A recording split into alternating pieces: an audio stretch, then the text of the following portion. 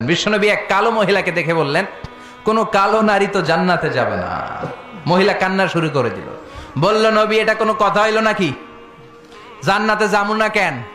কালা কি আমি হইছি নাকি? কালা আমারে বানাইছে কে? আবার ধলা আমনেরে বানাইছে কে? তিনি বানিয়েছে, তো আমার দোষ কি? ওই মহিলা কান্না শুরু করে দিয়েছে, নবী আপনি বলেছেন 4টা কাজ করলে জান্নাতের 8টা দরজা খোলা সব নারীদের জন্য।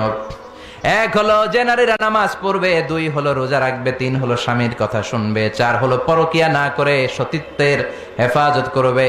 4টা কাজ করলে জান্নাতের 8টা দরজা খুলে দিবে কে? ও নবী আমি তো 4টাই করি, কেন জান্নাতে যাব না আপনি বলেন? বেজায় কান্না, কান্না করতে করতে মহিলা অস্থির। বিশ্ব নেই বললেন, থামো, আরে এত কেঁদো না, কেঁদো না, আমি তো মজা করছি। কি করছি? I am just kidding you. আমি মজা করেছি, আমি ফান করেছি, আমি তো রসিকতা করে বলেছি তুমি যখন জান্নাতে যাবা তখন এরকম কুচকুচে কালো থাকবা না, তোমাকে পূর্ণিমার চাঁদের মতো সুন্দরী বানায় দিবে কে?